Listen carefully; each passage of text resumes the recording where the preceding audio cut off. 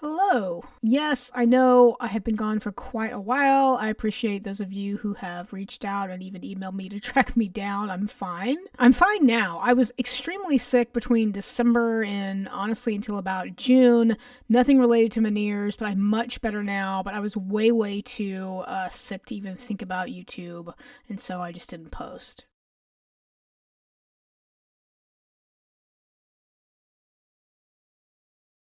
If you're not familiar with my story, in May of 2023, I was diagnosed with bilateral Meniere's disease. I'm not going to recap that, but you can just check that out in the video here. Now, if you've watched that video, you might remember me making this comment about cochlear implants. That's a major commitment that I'm not even really sure I want to do. I mean, just Google cochlear implants and you'll understand why that's a major commitment. Well, it's been a year, and guess what? My perspective has changed because now I need one. This past May of 2024, I qualified for a cochlear implant for my first ear. That ear is now on the low end side, dipping into the profoundly deaf range. And also my word recognition score dropped to 32% with my hearing aids, which is not good. Now, unfortunately, my second ear, my better ear, is actually barely hanging on. I've lost between 50 and 70 dBs along the frequency range just over the past year. So I need that implant now more than ever because now my second ears, there are weeks that go by where it's just as bad as my first ear in those fluctuations. Yes, vertigo is still happening. In my little documentation, it looks like I've had probably between 40 and 50 attacks over the past 14 months. They've changed a little bit. Now they're like super slow spins that last for about an hour. I can't walk, really. I mean, I'm like crawling around a fun house if I try to do so. And now I just take Dramamine just over the counter, the 4 to 6 hour kind, and it can whittle that time down, but I've had it happen once it happened as long as 3 hours, which was not fun. So my surgery is going to be late July, late this month, 2024, and it's just for the cochlear implant on my first side. So when I found out I was a candidate on paper, I had to go back for my official evaluation, and I was told that I could choose between kind of the 3 big cochlear implant companies. Those are Cochlear, Meniere, and Advanced Bionics. Now my audiologist gave me some great advice. She's like, just remember that all these websites, it's a lot of heavy marketing. I thought I might want to go with Meniere because there was a lot of marketing on their websites that said that they really had the edge when it comes to music. But my audiologist told me that there doesn't seem to be any specific scientific paper or research that actually can back that up. Do your research. Obviously, at the end of the day, make sure you're choosing something that's right for you. All 3 companies do amazing things. All 3 companies have their downfalls. And I get it. You're going to have this little piece of hardware in your head possibly forever. And so I get it. It's a big decision. I certainly took the time to research, but at some point I had to stop myself and just commit to make a decision. So I actually ended up choosing Advanced Bionics for a couple of reasons. The first big one is that it was the only company out of the 3 that offers the compatible hearing aid that actually works with the implant. So that on the app, when I am trying to control what I'm listening to, all of that is integrated together. So that was a really big deal for me because I still do have some hearing left in that second ear. Now, I don't know how much longer my second ear is going to benefit from that hearing aid. As fast as it's tanking, we'll see. At first, I was like, I shouldn't even bother because I'm losing it. But I'm like, you know what? I want to give myself the shot of having the best experience that I could possibly have. So I'm gonna go ahead and do it. And the second reason I went with Advanced Bionics is because they claim that their electrode array gives you a wider range of notes to actually hear. If you follow them on Instagram, they post a video where it's like they claim that the other companies only give you access to certain notes, kind of like you have these intervals of notes that you can hear, and they claim that you can hear kind of like all the notes. Of course, not all the notes, but within a certain range. I unfortunately am not going to get access to low end anymore. So if you're curious to how this surgery works, Advanced Bionics, I stole this graphic from them. Hopefully I won't get in trouble since I'm basically giving them some free advertising, but this is a great explanation of how it works. Basically, I have this piece that I wear over my ear, which kind of looks like a hearing aid, and it has a microphone, and that's the other thing I love about this design is that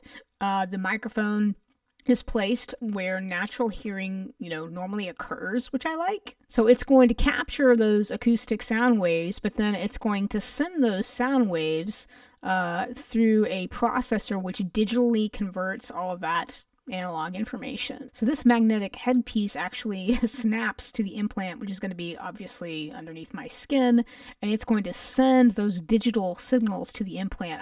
As an audio person, I think this is actually really cool and fascinating. And then on the other end here is the electrode array, which will actually be fed all the way through my inner ear. It's wild. And so this implant takes that digital signal and it feeds it all the way down the array, which then sends that signal to my hearing nerve. And then that nerve sends those impulses to my brain, which then interprets it as sound. Now, the crazy thing, this sounds like this big, long, major surgery, but what's crazy is it's like a 1 to 2 hour outpatient deal. So this is just to get the implant installed, basically, and then 2 weeks later, I will go back and they will actually, quote, turn it on, where they will actually attach the processor. And then about a month after that, in September, I will go back to kind of, for mapping, basically, is what it's called, to kind of tweak the settings. You can think of it that way. Throughout this entire process, I've gained a greater appreciation for our brains. I've never really realized how much of hearing is more about our brains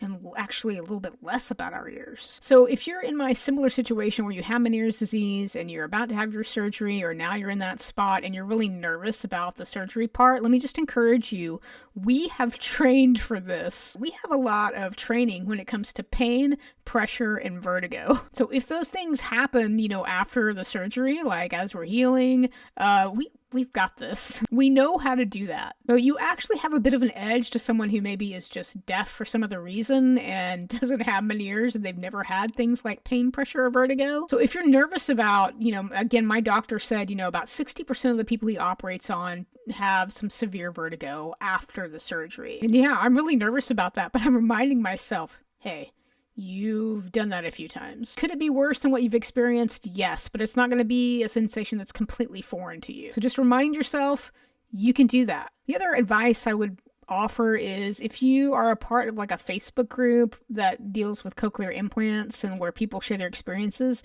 that's awesome, but I would maybe turn that off once you find out you're going to have your surgery. It was great for me at first because I got some info and resources and I heard some experiences, but as I got closer to actually having the implant be a reality, it was making me really nervous. Because, people share all the good and bad, the extremes, right, on social media. And yes, things can go wrong, and I just didn't want those things popping up in my feed as I get closer to surgery. So I've hit snooze on seeing that in my feed on Facebook, and then if I have a question about something, I just go to that group and I use the search function, and I was curious about what kind of pillow to get, right afterwards. And so I just went and I searched pillow. So I didn't have to post. I didn't have to read any other things. I just, got my information and got out of there. And then as I'm stepping into this, advice I'm trying to give myself is, that rocky edge that I tend to have where I am stubborn and I want to work hard and I want to beat something,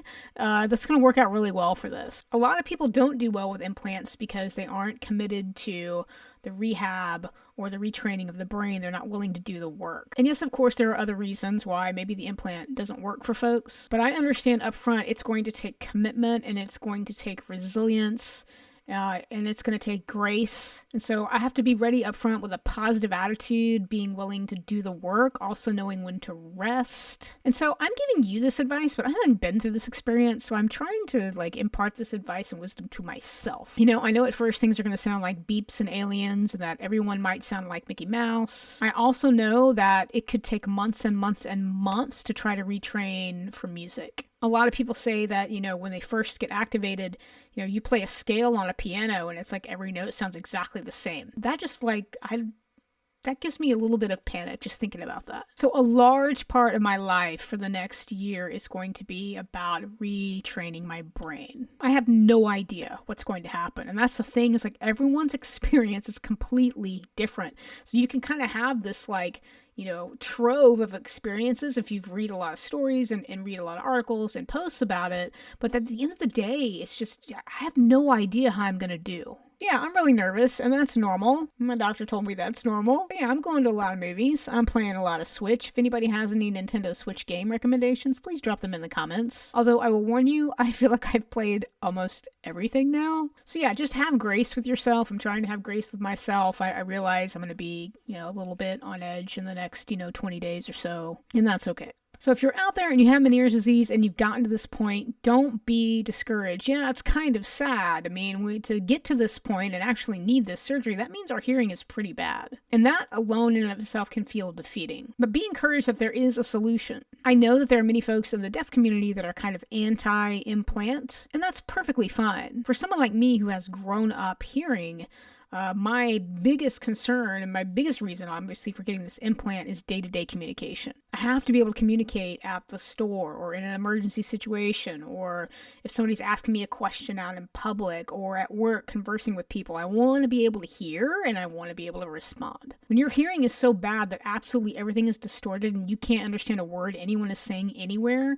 and it's even worse when you leave the house, you change your mind pretty quickly about this surgery. At least I did. So if you're in this spot or this is kind of looming on the horizon for you, I just want to encourage you today. My outlook is I'm trying to look at this as a completely new beginning. I'm celebrating the fact that I'm no longer stuck in limbo in this place where I can't hear and I can't communicate very well. I'm finally able to move on from that.